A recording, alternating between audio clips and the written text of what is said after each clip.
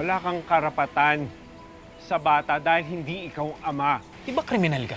Asal hayop, pinilit mong pakasalan ka. Kahit nalabag sa loob niya. Subukan mong kantiin ulit ang pamilya ko. Hindi na magdadalawang isip na patayin ka. Ano, Leslie, kailangan niya malaman yung totoo. Sigurado ka bang kanya yan? Siya yung nag-viral ang video, di ba? Naku, bukas makalaw maghihiwalay din na, sis. Walang forever. Naku. Baka kailangan iwanan mo muna si Christy. Pabayaan mo muna siya. Total, hindi magandang sitwasyon ngayon. Tatanggapin lang ako ni Christy at ang magiging anak ko kung babaguhin ko ang buhay ko. Maybe we should just take a rest, babe. Okay lang ba? Kasi sinabi sa akin ni Jordan, natanggap niya na ako at yung baby ko. Bakit parang iba yung nararamdaman ko? Hindi naman din kasi talaga madaling maging tatay sa batang hindi nanggaling sa'yo. Kailangan mo itong malaman, Jordan. Wala akong panahon sa'yo. Buntis ako. Anong kalokohan yan? Hindi ka pa talaga titingin? Hindi ako magsisinungaling sa'yo kagaya ni Christy. Wala naman akong paki kung buntis ka eh. Ikaw ang tatay ng bata. Ikaw ang tatay ng pinagbubuntis ko. Imposibleng pa rin ako yung tatay niyan. Jordan, don't you remember nung time na nag-aaway kayo ni Christy? Sobrang lasing na lasing kang pumunta sa bahay. You came home to me that night, tapos may nangyari sa atin.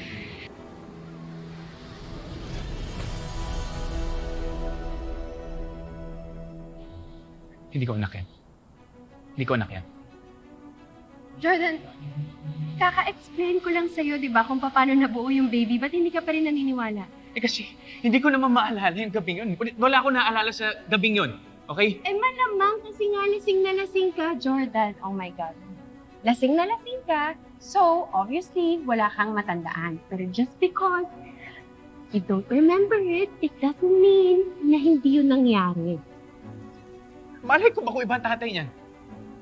Pwede mo naman palabasin na sa akin yan eh, pero sa iba pala. Ganun ba talaga yung tingin mo sa akin? Na I just go around and have sex with any guy? Ha, Jordan? Wala akong ibang lalaki. You're the only man that I've ever made love with, pero... Kasi ikaw pa rin yung mahal ko. Alam mo, isa yan sa reason kung ba't hindi kita ma-let go ngayon. Ito naman! Tumayo ka nga. Anong ginagawa mo? Tumayo ka. Hindi, ayoko. Kaya mo ko. Hindi ako tatayo dito hanggat hindi ka naniniwala sa akin. Maging fair ka naman sana, Jordan. Yung anak nga ng ibang lalaki, di ba? Ready kang panindigan? Ano naman yung sarili mong anak? Huwag mo naman i-reject at i-disown.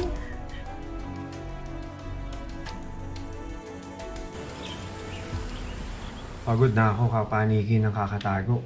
Kailan ba uusad yung negosasyon natin sa gobyerno? Pasensya na, Kale yun.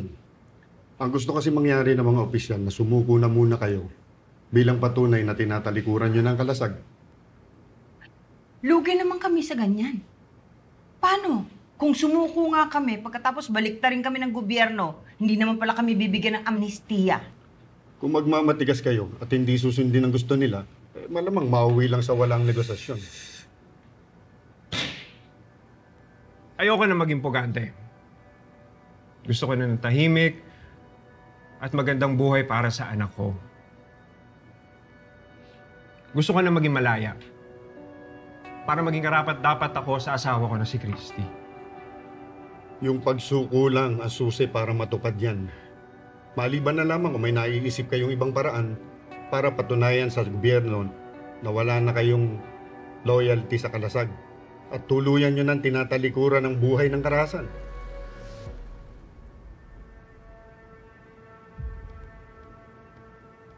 Tay, baka makatulong po yung nalalaman ko. Nung binihag po ako ni Alakdan, may narinig po akong usapan tungkol sa isang operasyon. Kung di po ako nagkakamali, balak po nilang dukutin yung asawa ni Senator Jimeno. Oo, narinig ko rin yung ibang detalye ng plano nila. Yung nasa kampo pa ni Kapusit. Ba't di natin sabihin sa gobyerno na lalaman natin? Kapalit ng amnestiya. Sabihin mo sa mga opisyal ng gobyerno na ibibigay namin ng impormasyon para makatulong sa kanila masukol ang mga rebelde para mabuwag na din ang kalasag. Pero ibibigay namin yon kapalit ng garantiya ng kalayaan namin.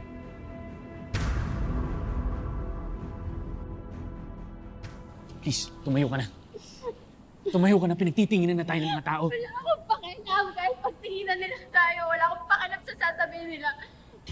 Kahit ilang beses ako lumuhod sa'yo, mag-beg sa'yo para paniwalaan mo na yung sinasabi ko, gagawin ko. Jordan, ano pa ba gusto mong gawin ko?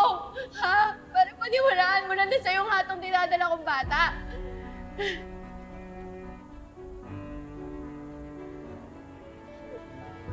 Gusto mo maniwala ako? Maniniwala lang ako sa sinasabi mo if there's hard evidence to prove it. Ano ibig mo sabihin? Isa lang naman ang paraan dyan eh. Paternity test. Magpa-paternity test tayo.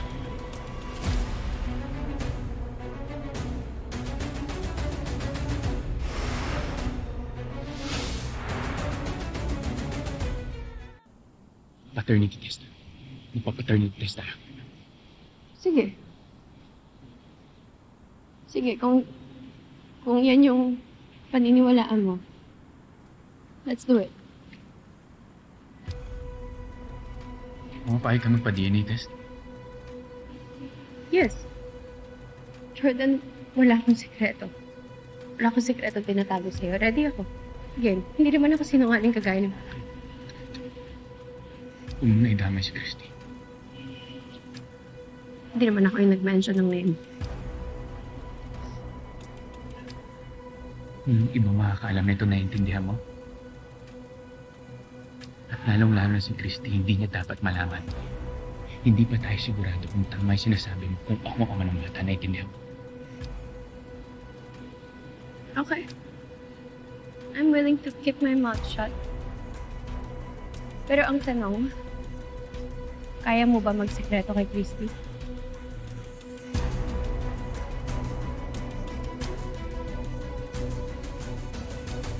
Hindi na ako kayo mapipigilan na gustuin makita si Nay Christy.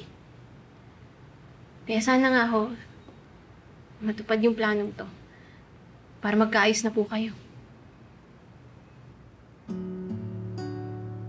Anak,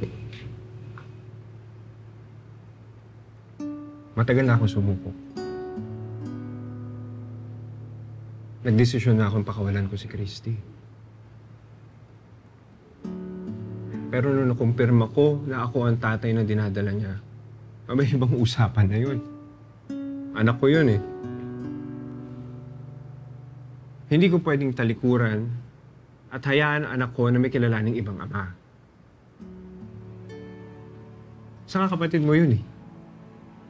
Karapatan mo makasama siya saka makalaro. Karapatan nating lahat